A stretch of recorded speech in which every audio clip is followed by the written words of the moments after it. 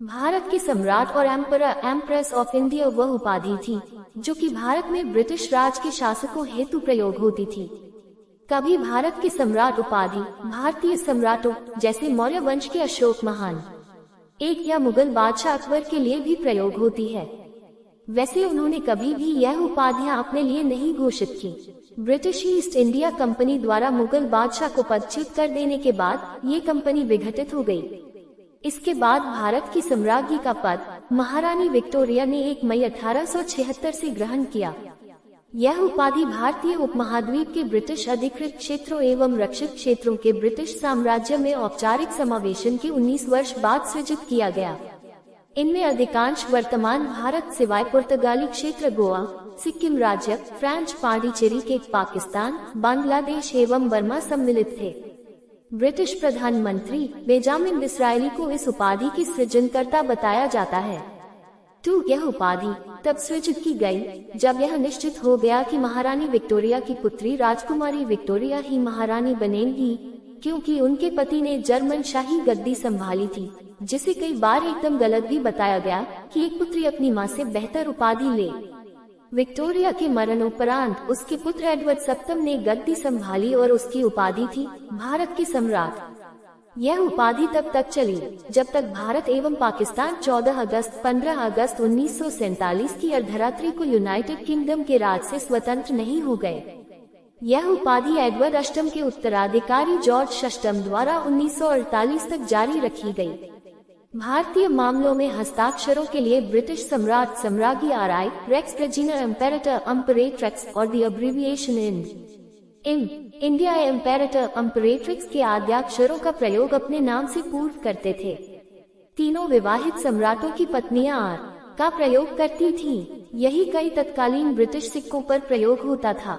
जब कोई पुरुष शासक उपाधि ग्रहण करता था तब उसकी पत्नी क्वीन एम्प्रेस प्रयोग करती थी, जो कि महारानी विक्टोरिया से अलग स्वयं शासक सम्राज्ञी नहीं वरन शासक सम्राट की पत्नी मात्र थी। लॉर्ड लिटन भारत का वायसराय था। वे स 1876-1880 तक भारत के वायसरॉय रहे। लिटन साम्राज्यवादी सोच का था। उसको ब्रिटिश भारत का सबसे अधिक प्रतिक्रियावादी गवर्नर जनरल माना गया है। उसका उद्देश्य उभरती भारतीय राष्ट्रवाद की भावना का दमन करना था। भारत में ब्रिटिश सत्ता को मजबूत करने के लिए उसने यहाँ की जनता पर अन्याय अत्याचार किए। 1857 के विद्रोह के बाद इंग्लैंड की रानी विक्टोरिया ने भारतीयों को आश्वासन दिया था कि वो भारतीयों की और उनके हितों की रक्षा करेगी, परंतु ब्रिटिश शासन ने रानी विक्टोरिया के इस आश्वासन को अपने पैरों तले रोंद दिया। 1876 से 1880 तक भारतीय जनता पर अन्याय और अत्याचार की उच्चतम गठा। 1876 से 1878 तक भारत में भीषण सूखा पड़ा था। भारतीय जनता पीड़ा में थी, लेकिन वाइसरॉय लिटन ने इस सूखे की समस्या पर कुछ कड़े कदम नहीं उठाए। जनता की मदद नहीं की, कोई उपाय योजना नहीं की। दिल्ली में राजशाही दरबार भराकर लिटन ने सारा आर्थिक बोझा भारतीयों पर डाला। वह अप्रैल 1876 में वाइसरॉय होकर भारत आया और सन 1880 तक इस पद पर काम करता रहा। लिटन के वाइसरॉय नियुक्त होने पर बहुत लोगों को आश्चर्य हो रहा था, क्योंकि उसे शासन का कोई विशेष अनुभव नहीं था। यद्यपि अपनी नीतिज्ञता का परिचय वह कई बार दे चुका था। वह अंग्रेजी भाषा का अच्छा विद्वान था। इंग्लैंड के प्रधानमंत्री बीकन्सफील्ड ने लिटन को मध्य एशिया की जटिल समस्या को सुलझाने के लिए विशेष रूप से भारत भेजा था। सन 1877 में लिटन ने दिल्ली में एक विशाल दरबार किया, जिसमें विक्टोरिया को भारत की साम्राज्य घोषित किया गया।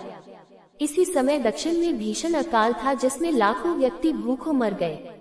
पश्चिमोत्तर प्रांत तथा मध्य प्रांत में भी खाद्यान्न की कमी थी। भारतीयों के इस दारुण दुख को दूर करने के लिए लिटन ने कुछ प्रयत्न अवश्य किया, पर ऐसे कष्ट के समय दिल्ली दरबार में लाखों रुपया उड़ाना तथा अन्न मनाना लोगों को पसंद नहीं आया। इसके अतिरिक्त सरकार की नीति से भारतीय जनता असंतुष्ट थी। भारतीय समाचार पत्रों में सरकार की कटु आलोचना हो रही थी। सन 1878 में लिटन ने वर्नाक्यूलर प्रेस एक्ट पास कर दिया, जिसके द्वारा देशी भाषाओं में प्रकाशित होने वाले समाचार पत्रों पर कुछ प्रतिबंध लगा दिए गए और उनकी स्वतंत्रता छिन गई।